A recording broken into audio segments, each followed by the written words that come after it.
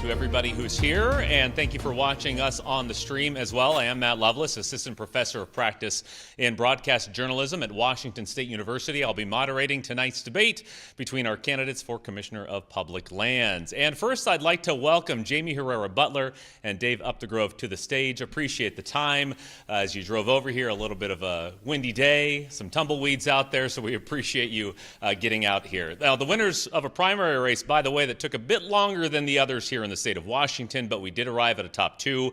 We'll hear from our candidates in a moment, but first, a number of things to set up before we get to our questions. Tonight, we'll get responses to a number of questions on topics related to the public lands position, some from the state's League of Women Voters, and some from members of the public here today. We appreciate you submitting those. Now, through our mission in public media, we pride ourselves on giving candidates a fair opportunity here in a non-hostile environment to state their position on issues affecting Washington State. Your opportunity to talk to our voters here today. And a reminder, the views expressed in the following program are those of the candidates on stage and do not necessarily represent the views of Northwest Public Broadcasting and or the League of Women Voters of Washington. And I mentioned we're here on the WSU Tri-Cities campus in Richland. WSU Tri-Cities is located on shared traditional homelands of the Confederated Tribes of the Umatilla Indian Reservation and the Confederated Tribes and Bands of Yakima Nation. Now, for some ground rules for today's debate, the candidates have been made aware of these. I will ask a question. We'll set our timers at 90 seconds for each response. We'll make sure the candidates know how much time is left. We have a clock for them here on stage. Every candidate will get a chance to answer first an equal number of times. I say an opportunity, sometimes a burden of doing that as well. We'll have some closing statements. Those are 90 seconds also. And of course, we expect decorum, no interruptions, please, no personal attacks. I do reserve the right to moderate this thing, interject, adjust response times. We just want to keep this on track and within the parameters of this television program. And we also have some rules for our audience here today as well. We ask you to please mute your phones. Please hold applause until after the close of the debate. In fact, we will ask for that at the end of this program. Also, no recording of tonight's program is allowed. We've passed out some index cards into the audience who wish to ask a question of the candidates. We have some already. The league will vet those, bring them to me before the end of the program.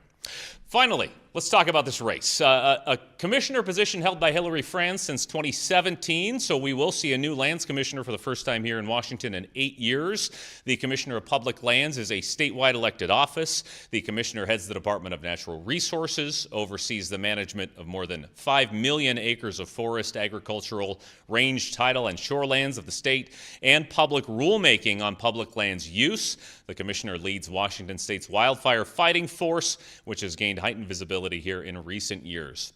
So our candidates, Jamie Herrera-Butler served 12 years in Congress representing Washington's 3rd Congressional District, and Dave Updegrove, the chair of the King County Council and former state representative in the 33rd District. Once again, we thank you both for your time and travel here tonight. So finally, let's hear from you. I've talked enough. We don't have opening statements for this particular debate tonight, but we do have questions from the Washington State League of Women Voters. Ms. Herrera-Butler, we'll start with you first. And question 1 is, what 2 things do you believe will bring the greatest changes under your administration compared to what we have today? Well, thank you for that question. I would actually like to make sure that we are applying science and doing the important work to do the sustainable forestry on our managed lands. So right now, we have Eastern Washington, Central Washington, Western Washington. In Eastern Washington, there have been a tremendous amount of fires, and there's been a tremendous amount of work gone into how do you stop them, how do you respond to them, and how do you do the preventative work upstream to prevent these catastrophic fires. And I give our current lands commissioner a tremendous amount of credit. She has brought everyone to the table, whether it's been tribes or conservationists or the timber industry or communities, to put together a plan to deal with the unrehabilitated forest lands, to prevent these catastrophic fires. She's done it in about half the time.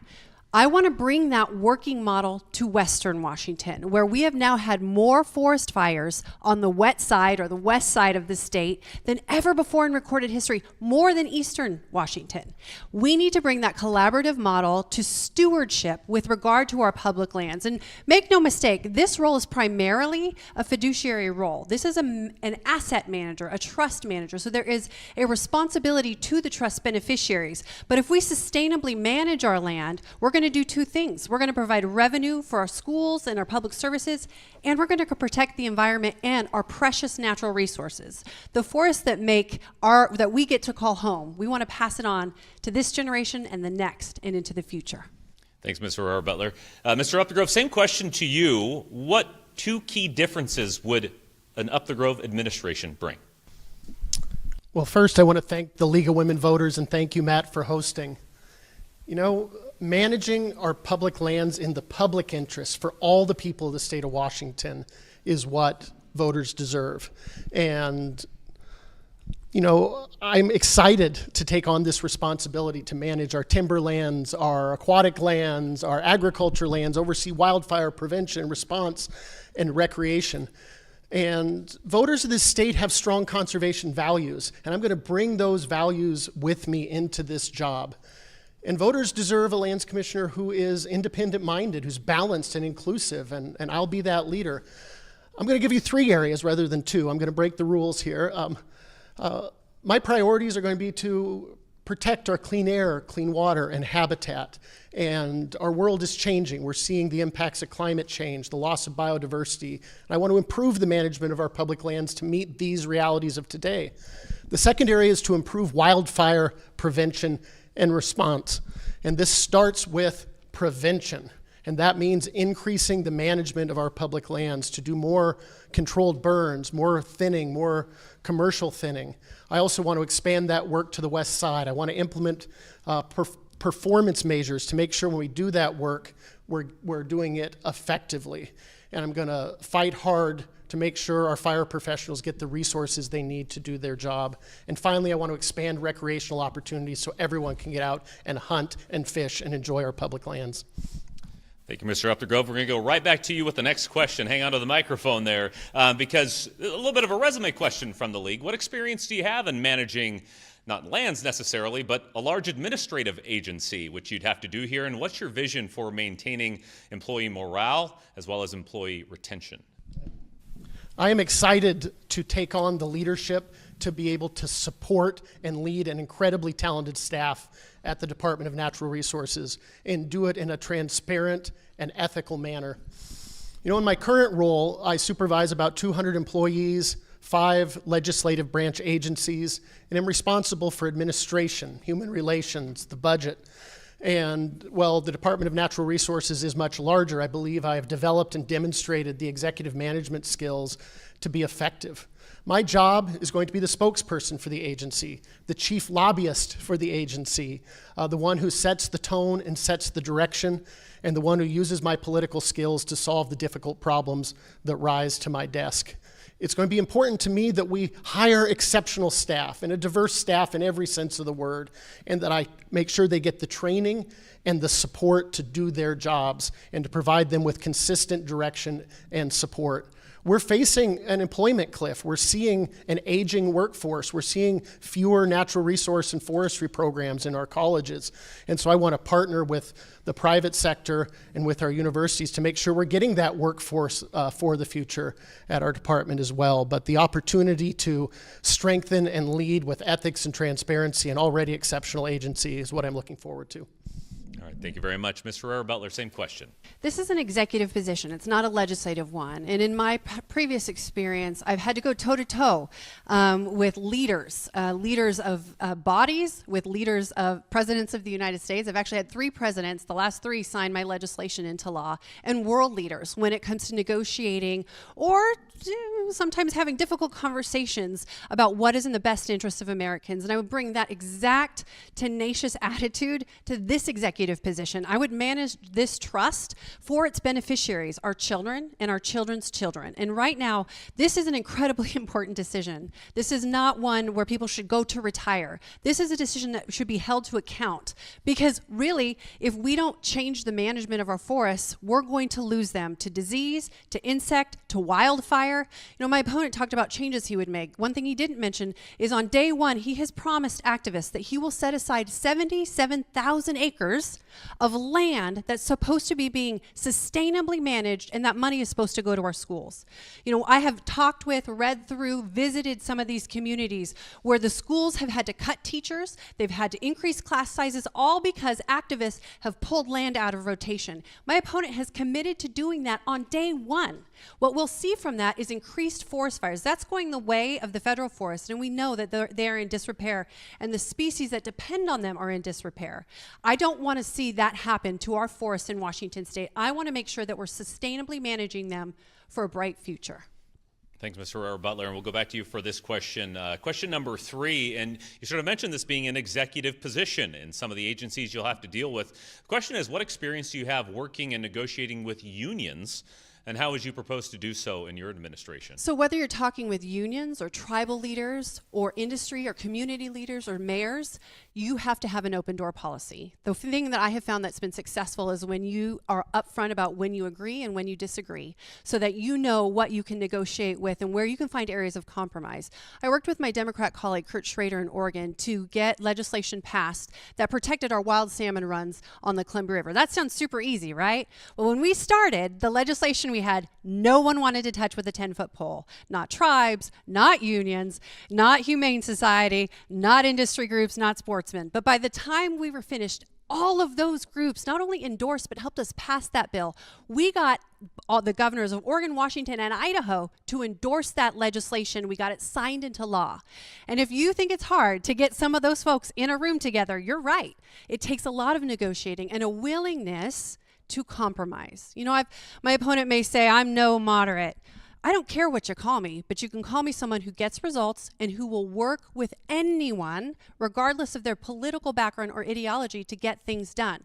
That's an area where I think my opponent does need to be held to account. We've been invited to the Society of American Foresters Forum, and he stepped out.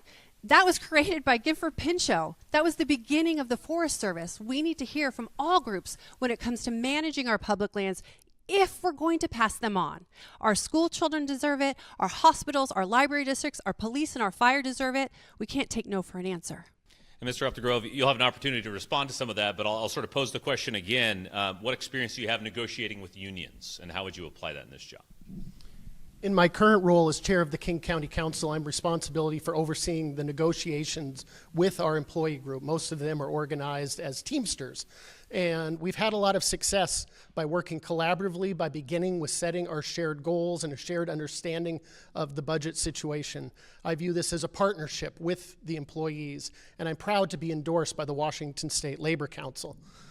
You know, my opponent addressed my plans for forestry, and I want to make sure I have an opportunity to address those. I am really excited about the opportunity to help our state meet our responsibilities under our habitat plan with the federal government to restore 10 to 15% of our western Washington forests to old growth light conditions. That has always been the objective of that agreement. And we can do this and still support our schools and public funding. We can do it first by harvesting other parcels. I'm proposing that we take a small group, 77,000 acres, of some of the most beautiful, healthy, lush forests we have in Western Washington and manage them for something other than timber harvest. We will nurture them. We will steward them to prevent fires and to prevent disease and grow them healthy for the next generation. But we'll harvest other parcels in the short term. And then in the long term, my vision is to acquire replacement timberlands, particularly private timberlands at risk of conversion. And by doing this, we can fulfill that vision of healthy lands, and we can also fulfill our responsibilities to our schools.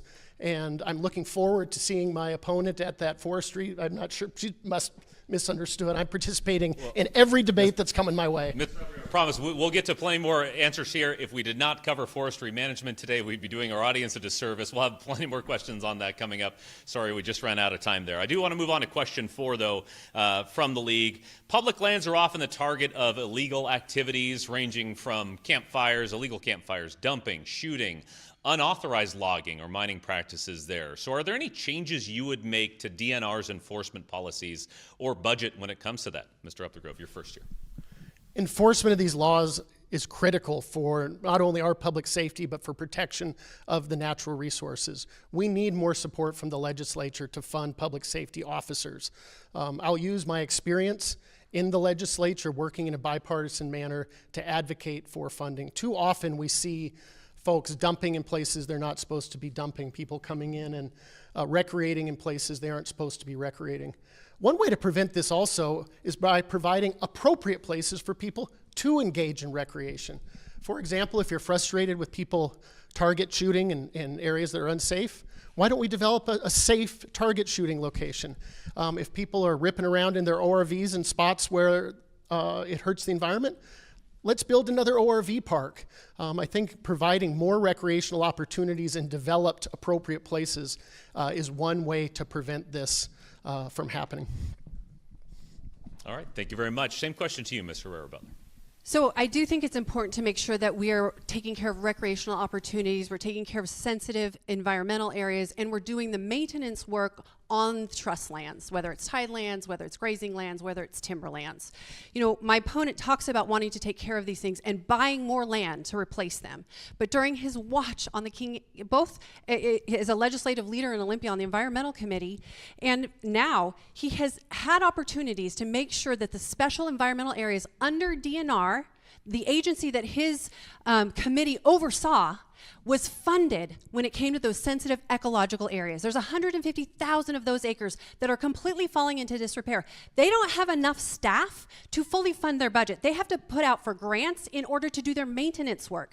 So why would we add another 77,000 acres to that role and watch it fall into disrepair? Watch it become used for people who are doing illegal activity. Part of the reason that that stuff is not being stopped is we don't have someone out there policing it because we can't pay them. You know, I've been in some of these counties where the rural, it falls to the burden of the rural community and they have to pay for it because the government, the state isn't doing its job or the feds aren't doing their job.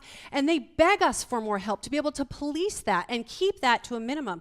But there isn't enough money. And the way that we fix that is we sustainably managed that timberland that's been set aside for the trust, not the old growth, not the sensitive areas, but we manage that and we see the receipts, the tax receipts come into those communities. They can hire law enforcement, they can hire community services, and they can protect that land. We need to empower them.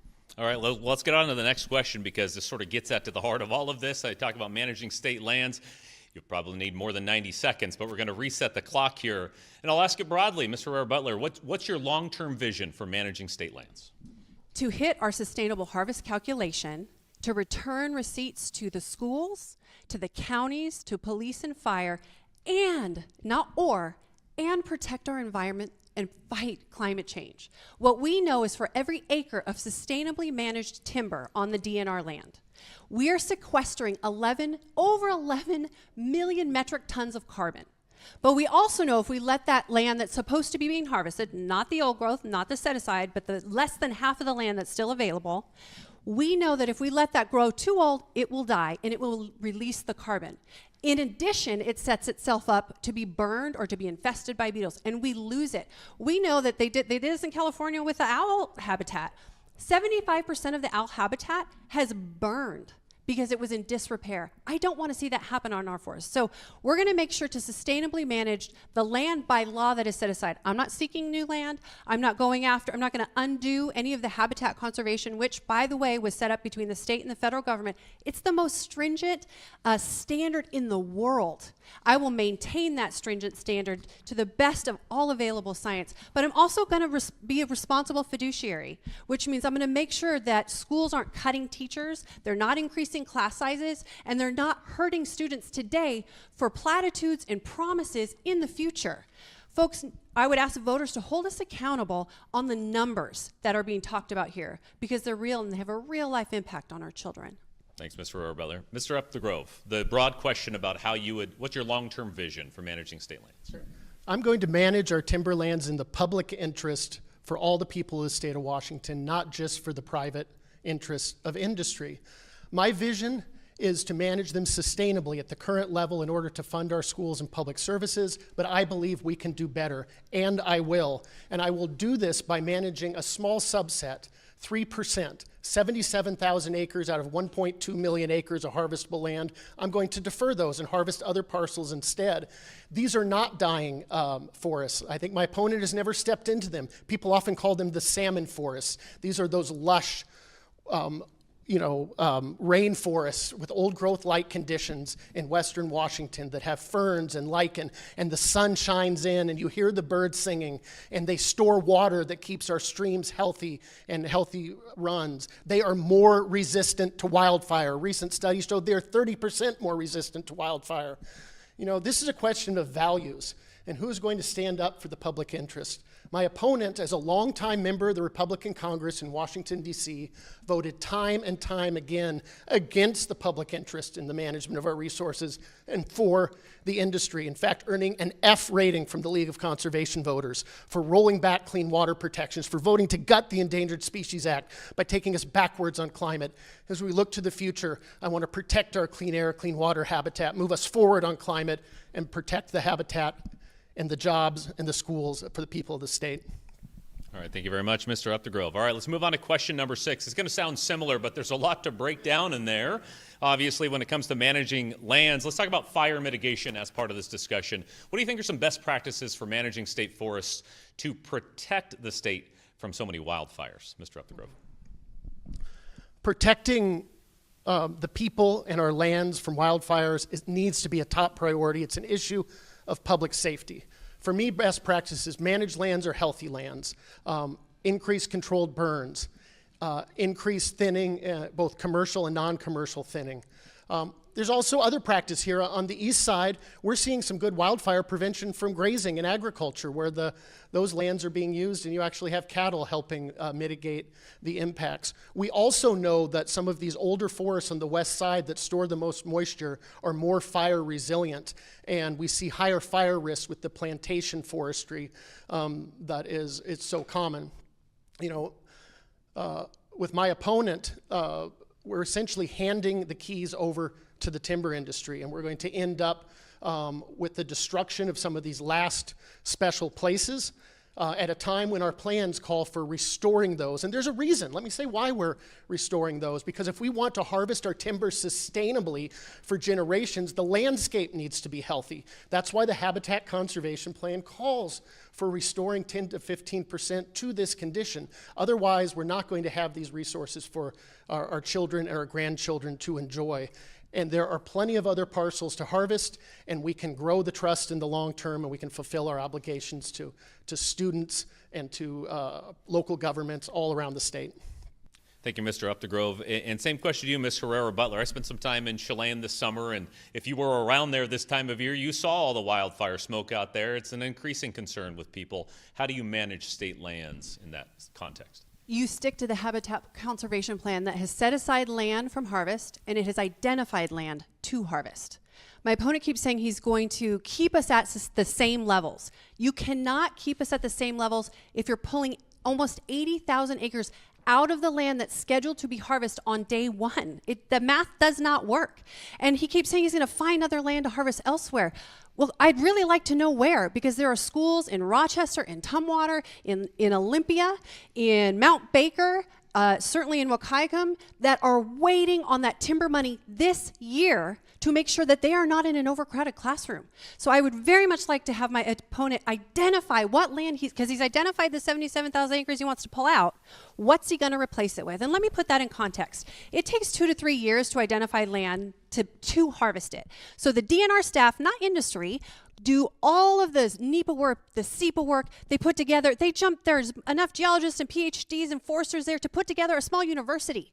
They do all the environmental work, and they say, this is a land that's set aside, this is a land that should be harvested for our schools. And then they put that forward. My opponent wants to pull that land that they've put forward and put 2 years into off the rolls without identifying where that's going to come from.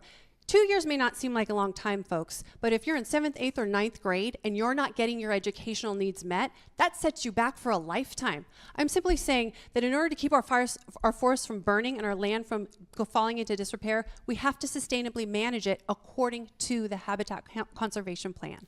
All right, thanks, Ms. Herrera-Butler. All right, we're going to go right back to you here. I want to give our candidates an opportunity, though. Take a deep breath. I know it's a lot of talking. Well, I wish we had some water for you up here as well. Oh, you got some water. Great. I want to ask this question, Ms. Herrera-Butler, right back to you. How will the expansion of wind power affect public lands here in the state?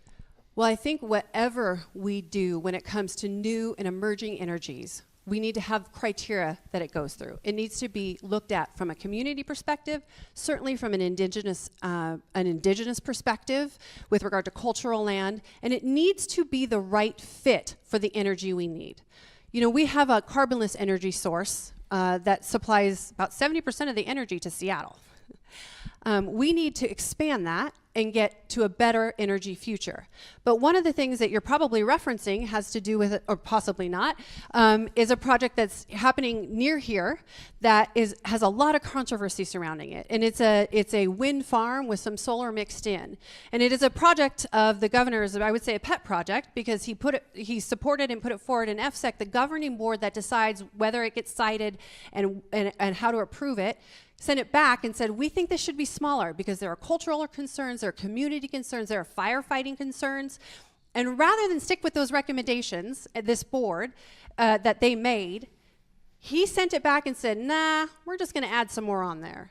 I think that's actually the wrong approach. That is trying to fit a round peg into a square hole. You need to make sure that you're crossing every T and dotting every I, and you have the community at the table when it comes to whatever new renewable energy we're going to bring on board, and we need to do it. I think innovation is how we get there, and through competition, not through government mandates. Thanks, Ms. Herrera-Butler. And that is some of the context here. Obviously, we're in Eastern Washington, where this remains a pretty important conversation about wind power. How does the expansion of wind power use affect public lands, in your opinion? I am excited about the opportunity to use this position to help Washington State meet our clean energy goals. The legislature passed a law that said by 2045, all of our energy needs to come from clean energy sources.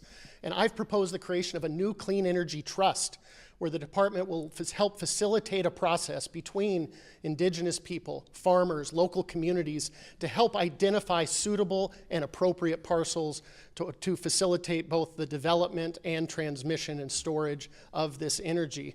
And the clean energy, and then if those parcels are available, I propose that the Department of Natural Resources purchase them and lease them to the wind energy developers and put those dollars back into rural communities to help with economic development. We need to meet our clean energy goals. I am committed to our climate future. My opponent talks about climate, but when she was in Congress as a longtime member of the Republican Congress in D.C., she voted over and over again in support of the fossil fuel industry, pushing the Keystone Pipeline, voting to exempt them from liability and capping their liability even when there's damages. She opposes our state's Climate Commitment Act, wants to pull us out of the Paris Climate Accords. This goes in the wrong direction. When I look to the future, I want to use our state lands to help us meet those climate goals and do it in a way that's collaborative and good for our economy and that boosts rural economies as well.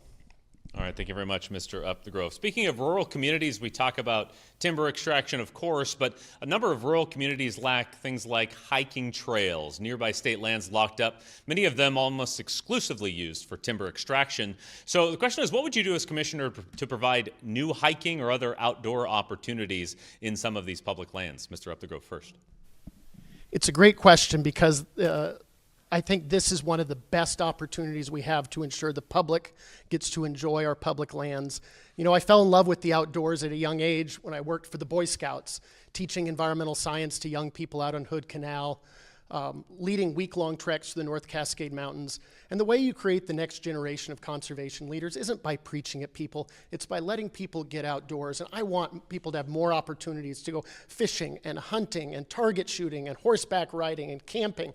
And it takes money, and it takes working in collaboration with the legislature and our other partners to secure that funding. I'm a fan of creating more developed sites because, as I mentioned before, this helps reduce that conflict.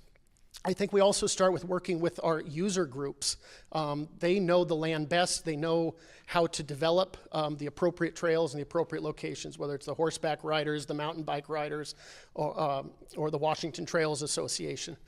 Our public lands belong to all the people of the state of Washington, and I want to try to unlock more gates, open up more trails, and make sure people can get out and enjoy the outdoors in healthy, sustainable, natural environment for generations to come. And Ms. Herrera-Bettler, I guess this is a question about balance here, and what would you do to unlock more opportunities for people to play outside? Well, first of all, having grown up hunting and fishing and camping and hiking in the Gifford Pinchot and on state lands down around the Yakul area, this is near and dear to my heart. Making sure that we're protecting access for recreational users is very paramount. And, you know, I was able to protect, during my time in Congress, over 4,000 miles of forest roads that allow people to hike up, to bike up, to get up into our forests. They were at threat of being pulled out by extreme activists who didn't want them there. So making sure that we have the forest infrastructure in place helps us not just with recreation, but it also helps us fight fires. That's very, very important. You know, at the same time, I was able to help secure over 9,200 miles of salmon habitat restoration on the whole, Washington's whole Pacific coast. So this is a very big deal to me.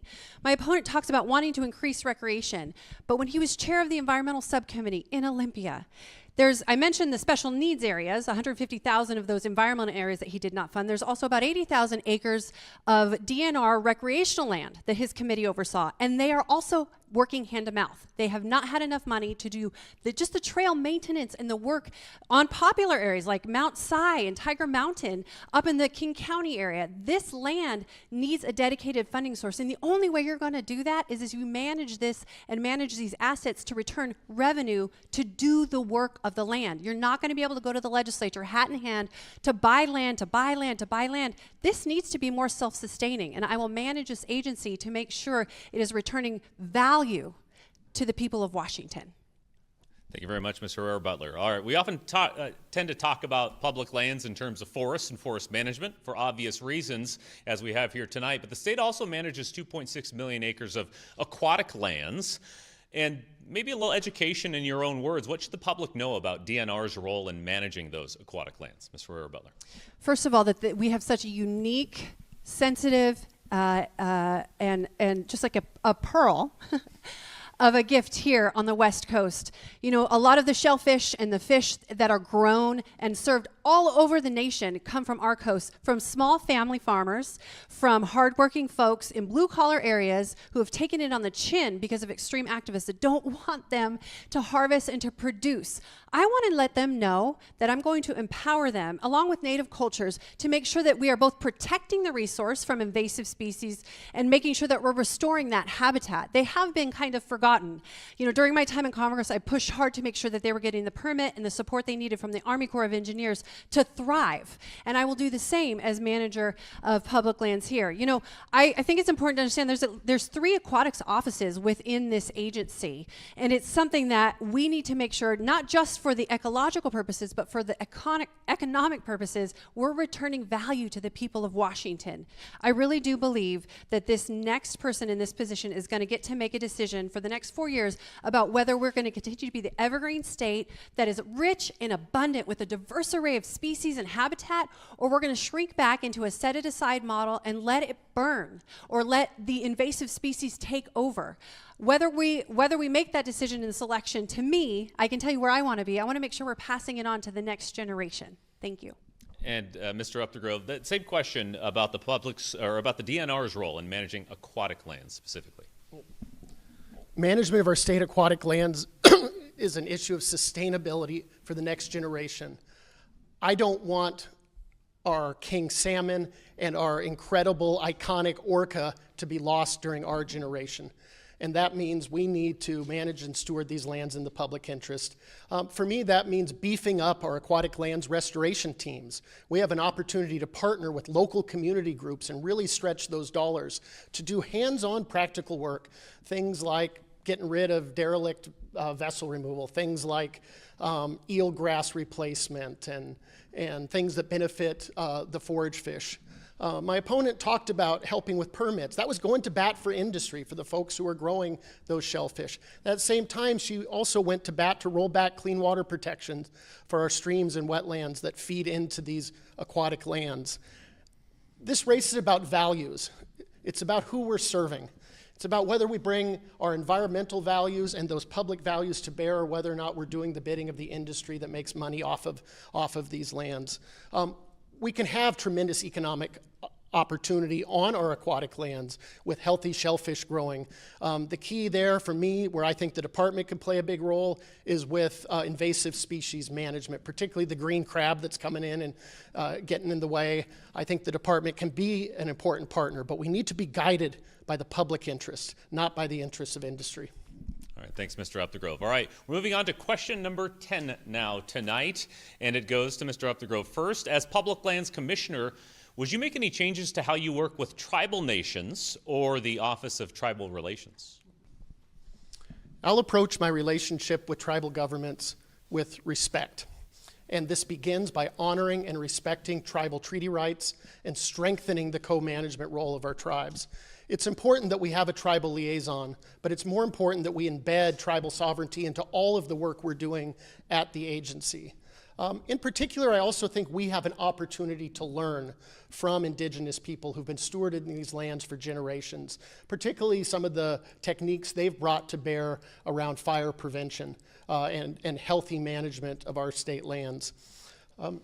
As we tackle some challenging issues around how to site clean energy and meet our clean energy needs of the future, and as we address other pressing needs, it's so important we engage with those tribal governments early and up front and engage in genuine collaborative planning efforts because this needs to be a partnership for us to be successful together.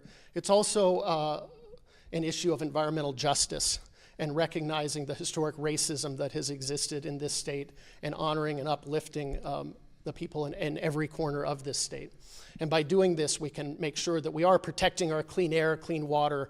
We can improve wildfire prevention and response. We can expand those recreational opportunities and do it in a way that's centered in the public interest. All right, thank you very much. Ms. Ferrer-Butler, same question.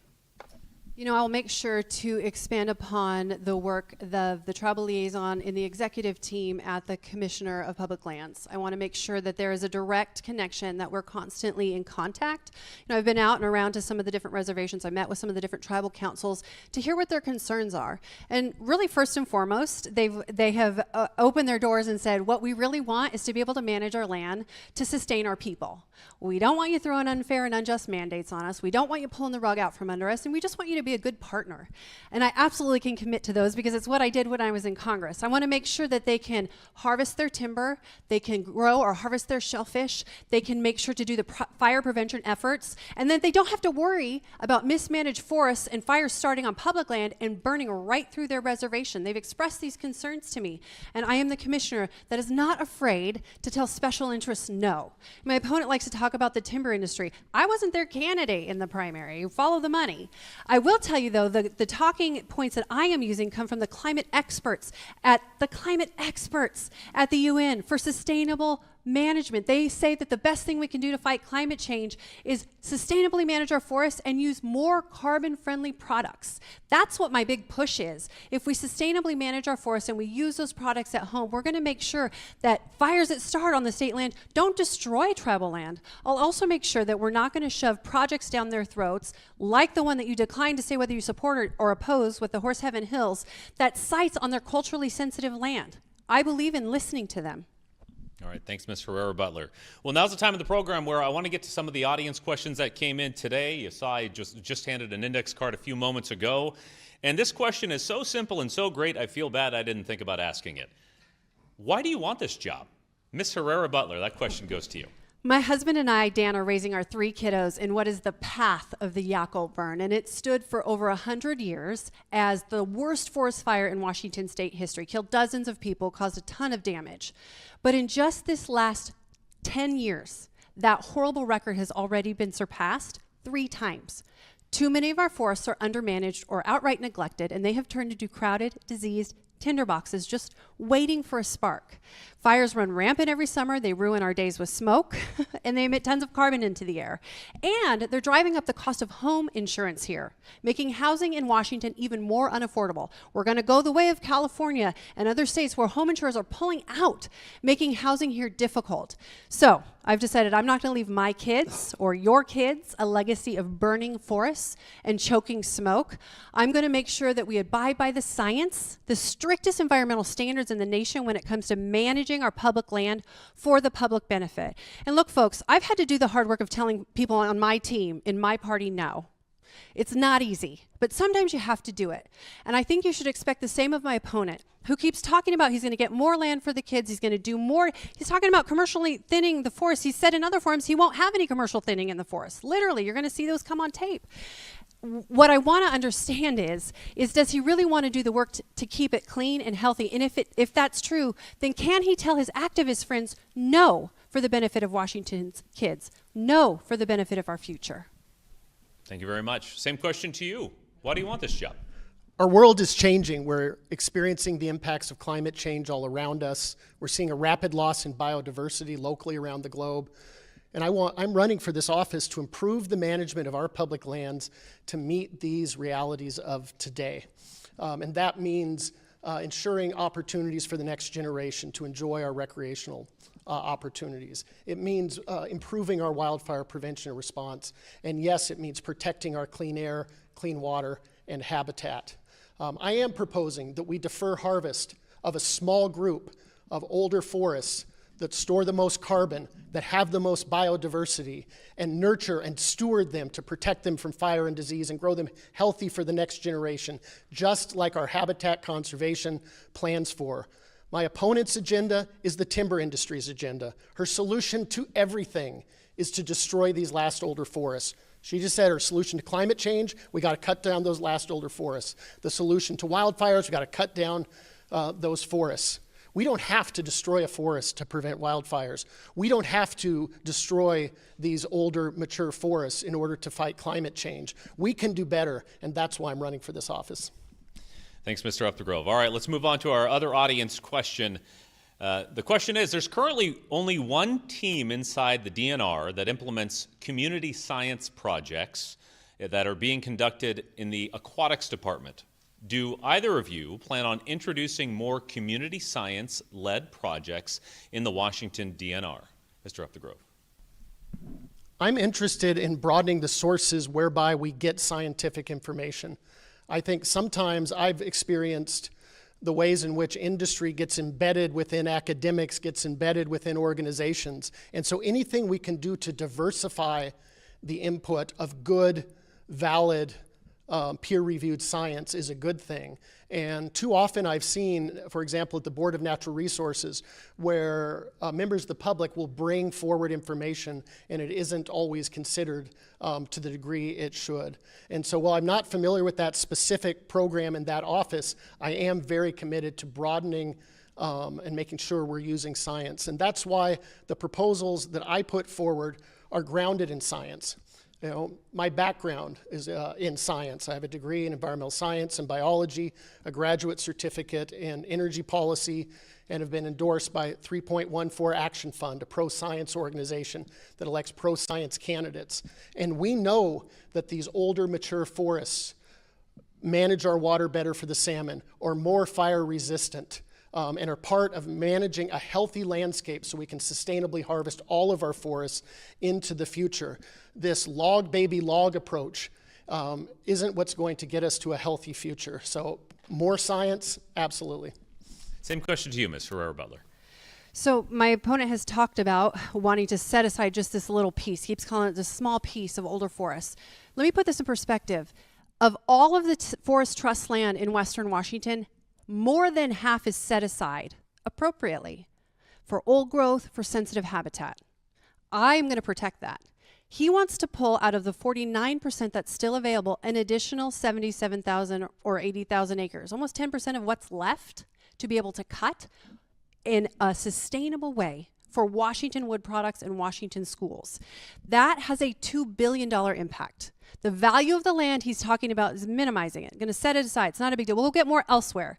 He would need to secure $2 billion from the legislature to replace the value of that land for our schools, our police, and our fire. So how are we going to increase recreation if we don't have the money for it? How are we going to maintain sensitive ecological and environmental lands? The 150,000 that are already set aside under your watch, you did not fund. So how are we going to fund this land, this new land you want to set aside, when it's worth $2 billion? Where are we going to find that hole and fill it? The reality is, using Washington-grown wood products that are carbon friendly in Washington supports jobs. It supports our economy. You know, I was proud to be endorsed by the Washington Area Pulp and Paper Workers Union. I've been endorsed by the Allied Trades Union because they believe in making sure that we're protecting jobs and our environment. They're not mutually exclusive. I truly believe that this race is a question not just about our values, but about results. All right, thank you very much. All right, let's move on to another question. This one actually coming in from the Executive Director of the Washington Farm Forestry Association. I'll just state some of the context here before the question. Washington's 218,000 small forest landowners own 32% of the forests, which are subject to DNR rules and processes.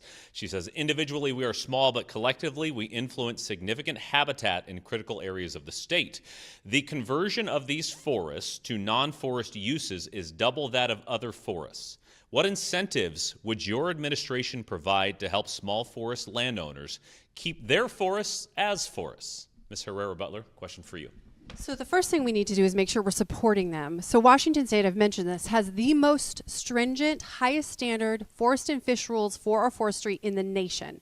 That's from the big guys on down to the small family farmer who has 5 acres. They have to abide by those rules. So making sure that we both outreach and pay for and do not just learning activities through the land grants, but that we're doing grant opportunities to help with invasive species control, with forestry management, with grant and riparian work.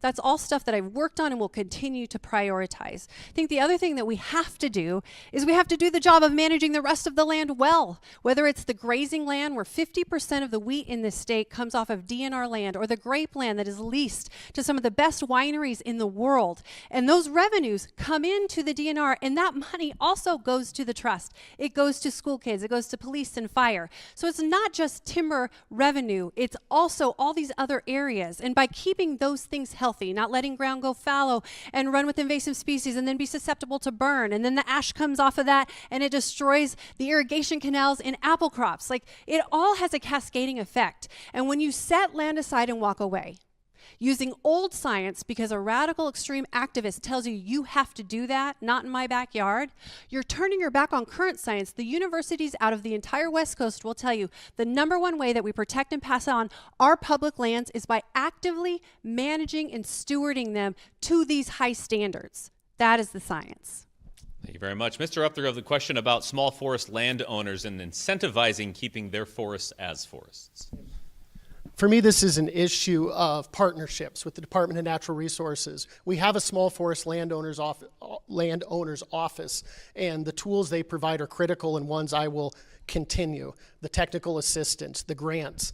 I also would like to ask the legislature to include a small forest landowner on the Board of Natural Resources as we look at how do we steward these lands into the future. I want them to have a stronger voice. I think we can learn a lot from our small forest landowners. I've been out meeting with some of them, touring their properties. We see some of the most thoughtful and ecological practices that we're engaged in. And it's the kind of practices I support.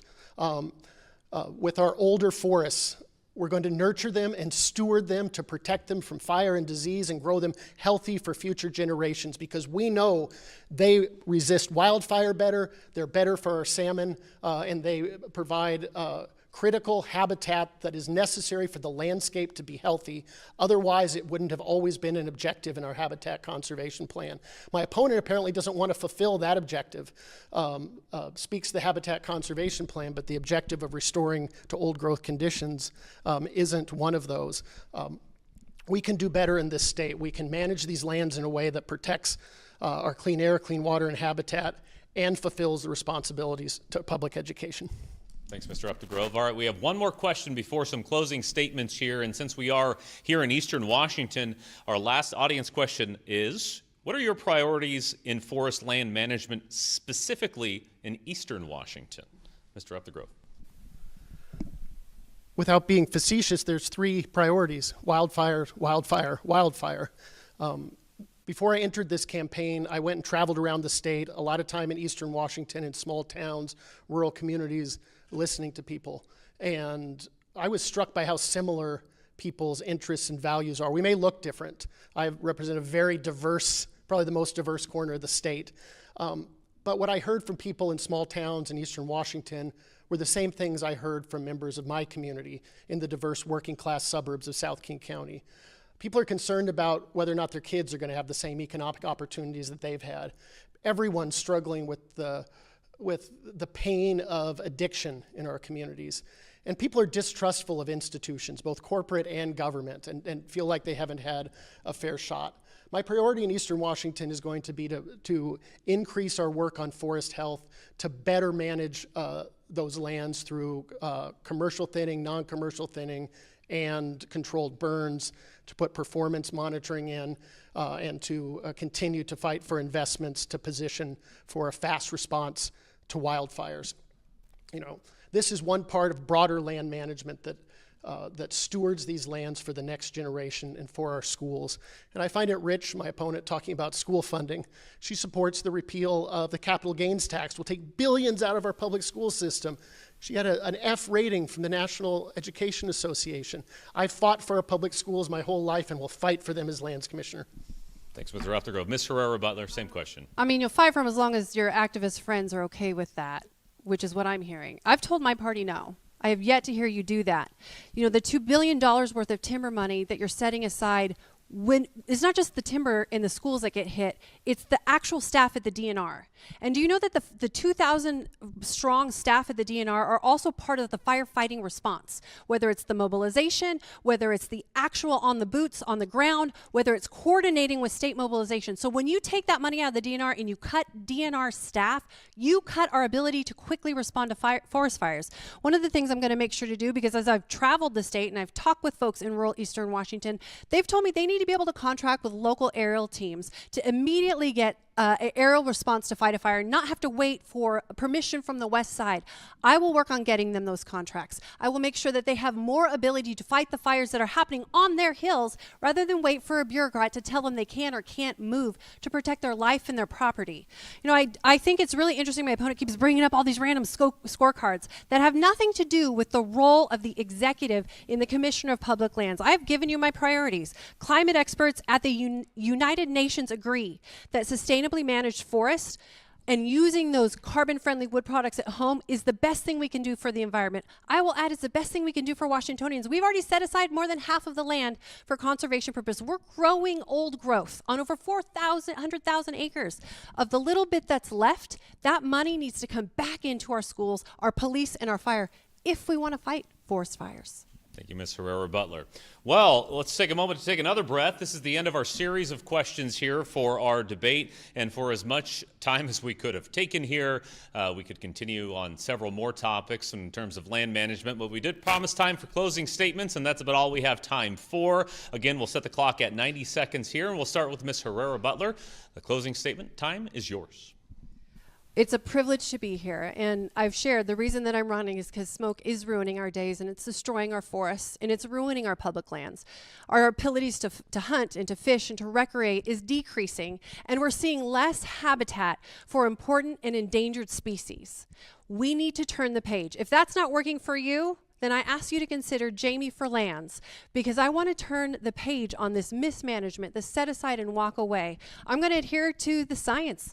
I'm an independent Republican. I have not taken orders from anybody, but I will do what's right on behalf of the people in Washington state, because really they are the boss. My view of this is that you're not the boss, you're not the person in charge. You are there to support and empower Washingtonians when it comes to seeing benefit from their public land. The science is very clear. If we steward it well, and we have what is an indigenous approach, which is thinking 7 generations into the future, you're going to sustainably take some today and you're going to leave some for tomorrow.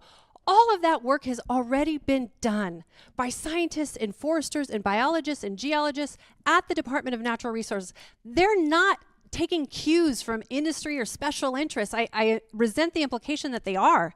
They're doing this because they can manage this, provide an ongoing revenue source for Washington's public school kids, and protect our environment and pass it on. This idea that the environment and the economy are mutually exclusive is old science. Let's reject that and move forward together. Thanks, Mr. Aurora Butler. Mr. Upthegrove, your closing statement, sir. I want to thank the League of Women Voters. I want to thank you, Matt. I want to thank my opponent. While I respect her, we have differences, and they're differences that matter. My opponent is supported by the logging industry. I'm supported by organizations that advocate for the public interest in the management of our natural resources. Our voting records do matter because actions speak louder than words. And as a longtime member of the Republican Congress in Washington, D.C., my opponent voted time and time and time again on behalf of industry and against the public interest, rolling back clean water protections, voting to gut the Endangered Species Act, and take us backwards on climate. I bring an independent approach that supports clean air, clean water, and habitat. And I will be an independent-minded leader that's balanced and that takes all views into consideration. A nonpartisan independent organization called GovCheck, I believe it is, analyzed the voting records of Congress and looked at members of Congress, and they defined my opponent as a rank-and-file Republican. That means someone who votes consistently with their party, which is fine, but you can't do one thing and say the other. Looking forward to the future, I'm going to manage the lands in the public interest. These lands don't belong to industry. They don't belong to big business. They belong to we the people. They're public lands. They're our lands. And in order to have good jobs and a strong economy, we need to keep Washington State a great place to live. Thank you, Mr. Upthegrove. And with that, we conclude this debate in the race for Commissioner of Public Lands in the state of Washington. Let's give a round of applause for our candidates here tonight. We really appreciate it. We think you've done voters a great service tonight talking about the issues here. And just a few reminders for voters out there. The general election is coming up on November 5th. Ballots going out beginning October 18th. A few deadlines if you've not registered to vote and want to do so by mail. That deadline's October 28th. That's 8 days before the election. You can register in person all the way up to Election Day until the moment the polls close. And finally, I just want to thank all of you for giving me the opportunity to stand up here tonight. I appreciate it. Thanks to the League of Women Voters of Washington, and thank those of you who came out, as well as all the people who watched here on our stream. I would now like to turn it back over to Mary Coltrane, the president of the State League, for closing remarks. Thank you, Matt, and thank you, candidates. We have learned a lot about this job, the Commissioner for Public Lands. Thank you, candidates, for sharing your visions and how you would do the job so that we could all make our voting decision with the best information that's available. And I would like to encourage everybody to also take a look at vote411.org, where you can go and learn what the candidates had to say about Commissioner of Public Lands' job there. This is the League's online, personalized voter guide. You plug in your address and you find out who is going to be on your ballot, and that's a good place to get started as you sort through the many questions. And thanks to our debate tonight, you have gotten some great information on this job, and I encourage you to talk with your friends and family and get the word out that voting is fun, important, and it matters. Thank you all.